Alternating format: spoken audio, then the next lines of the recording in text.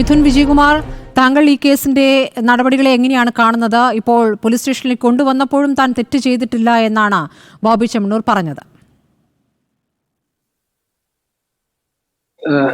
ഈ കേസിനെ നോക്കിക്കാണുകയാണെങ്കിൽ നാളെ കോടതിയിൽ ബോബി ചെമ്മണ്ണൂരിന്റെ വക്കീല് ഈ ഒരു കേസിനെ പറയാൻ പോകുന്നത്, അല്ലെങ്കിൽ നാളെ കോടതിയിൽ നടക്കാൻ പോകുന്ന ഒരു വാദം എന്താണെന്ന് വെച്ചാൽ ഇതൊരു ഇന്റൻഷൻ വേഴ്സസ് പെർസെപ്ഷൻ എന്ന രീതിയിലേക്കായിരിക്കും ഈ ഒരു കേസ് പോകുന്നത്. കാരണം അദ്ദേഹത്തിന് ഇങ്ങനൊരു ഉദ്ദേശം ഉണ്ടായിരുന്നില്ല എന്നതാണ് അദ്ദേഹത്തിന്റെ വക്കീല് ആദ്യം തന്നെ വാദിക്കാൻ പോകുന്ന ഒരു കാര്യം.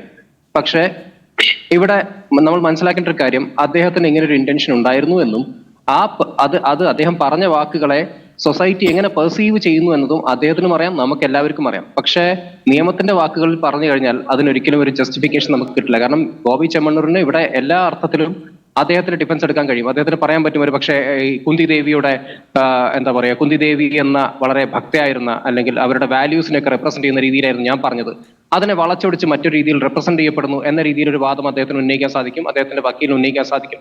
അപ്പൊ അവിടെ അദ്ദേഹത്തിന്റെ ഇന്റന്റ് ഒരിക്കലും പ്രൂവ് ചെയ്യപ്പെടുന്നില്ല എന്നാണ് ഞാൻ മനസ്സിലാക്കുന്നത്. എന്റെ പരിമിതമായ നിയമത്തിന്റെ അറിവ് വെച്ചുകൊണ്ട് ഞാൻ പറയുകയാണ്.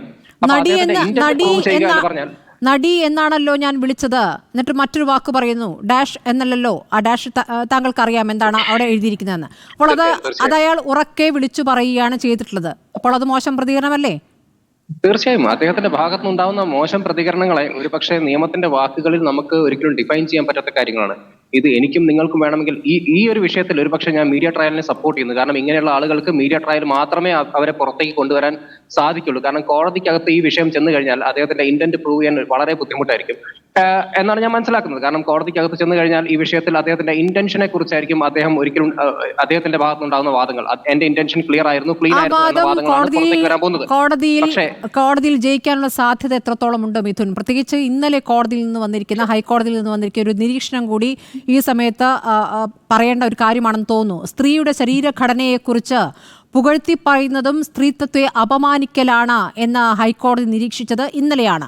അനാവശ്യ വർണ്ണന നടത്തുന്നതും അശ്ലീല സന്ദേശങ്ങൾ അയക്കുന്നതും ലൈംഗിക ചുവയോടെയല്ല എന്ന് കരുതാനാവില്ല എന്നാണ് ഹൈക്കോടതി പറഞ്ഞത്.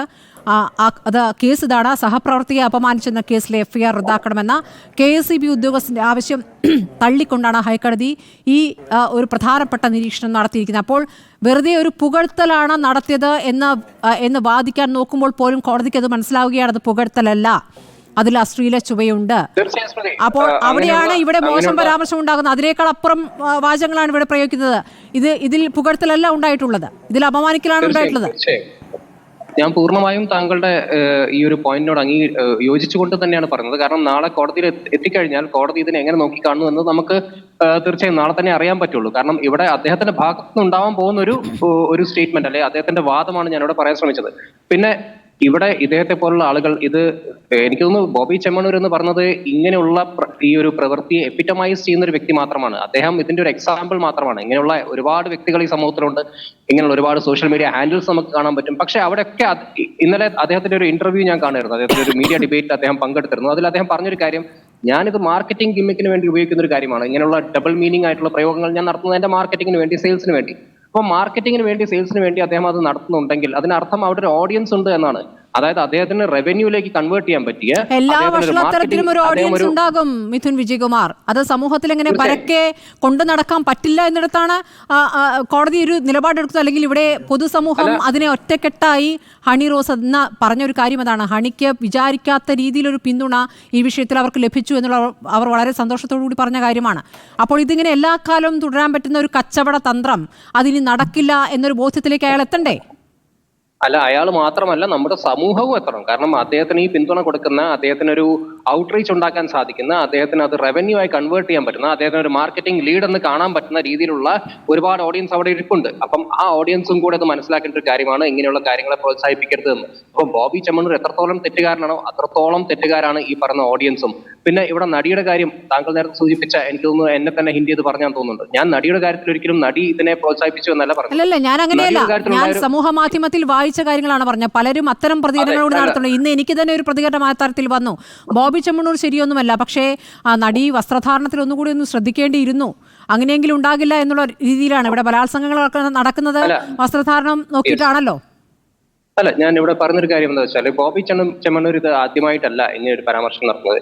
ഇത് ആദ്യമായിട്ടല്ല നമ്മൾ ബോബി ചെമ്മണ്ണൂരിന്റെ ഭാഗത്ത് നിന്ന് ഇങ്ങനെ ഒരു കാര്യം കേൾക്കുന്നത്. ബോബി ചെമ്മണ്ണൂർ ഇതിനു മുമ്പ് അദ്ദേഹത്തിന്റെ ചെറുപ്പകാലത്തിൽ എങ്ങനെയായിരുന്നു ഈ പറഞ്ഞ പോലെ ഉത്സവ വേദികളിൽ ചെന്നിട്ട് എങ്ങനെയായിരുന്നു അദ്ദേഹം ബിഹേവ് ചെയ്യാറുള്ളത് എന്നതിനെ കുറിച്ചൊക്കെ അദ്ദേഹം വളരെ വിശദമായ സ്റ്റേറ്റ്മെന്റ്സ് ഒക്കെ പറഞ്ഞിട്ടുണ്ട്. അതൊക്കെ സമൂഹ മാധ്യമങ്ങളിൽ വലിയ രീതിയിൽ ഷെയർ ചെയ്യപ്പെട്ട കാര്യങ്ങളാണ്.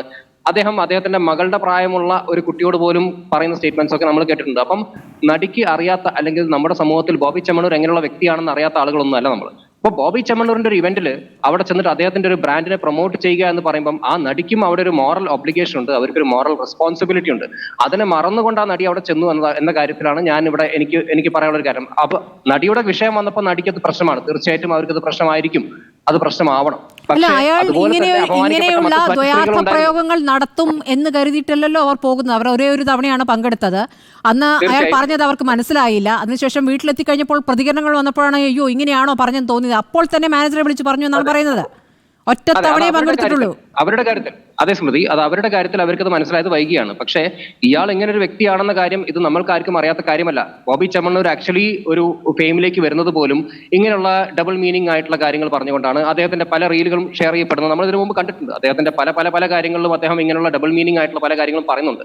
അപ്പൊ ഇങ്ങനെയുള്ള വ്യക്തികളെ പ്രൊമോട്ട് ചെയ്യുന്നതിൽ ഈ പറയുന്ന ഓഡിയൻസിനും അതേപോലെ തന്നെ അദ്ദേഹത്തിന്റെ പരിപാടികളിൽ പങ്കെടുക്കുന്ന ആളുകൾക്ക് ഒരു പങ്കുണ്ട്. കാരണം അവർ വരുമെന്ന ധൈര്യത്തോട് കൂടിയാണല്ലോ അദ്ദേഹം അവരെ ഇൻവൈറ്റ് ചെയ്യുന്നത്. അവരവിടെ ചെല്ലും, അവരവിടെ പോയി കഴിഞ്ഞാൽ അവിടെ സംഭവിക്കുന്ന കാര്യങ്ങൾ തീർച്ചയായിട്ടും means it may be good, it may be bad, but അവർക്ക് അറിയാത്ത കാര്യമൊന്നുമല്ല. നടി അത്ര നിഷ്കളങ്ക അല്ല എന്നാണ് ഞാൻ പറഞ്ഞത്. കാരണം അവർക്ക് ഇവിടെ ഒരു മോറൽ ഒബ്ലിഗേഷൻ ഉണ്ട് എന്ന കാര്യത്തിൽ ഞാൻ ഉറച്ചു നിൽക്കുന്നു. കാരണം ബോബി ചെമ്മണ്ണൂരിനെ പോലെയുള്ള ആളുകളെ പ്രൊമോട്ട് ചെയ്യാൻ പാടില്ല എന്ന് ഞാൻ ഇവിടെ പറയുമ്പോൾ അതിൽ എല്ലാവർക്കും ഒരു റെസ്പോൺസിബിലിറ്റി ഉണ്ട്. ഇത് കാണുന്ന ഓഡിയൻസിന് ഒരു റെസ്പോൺസിബിലിറ്റി ഉണ്ട്.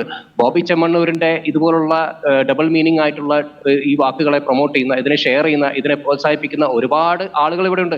ഇത് ഡിബേറ്റ്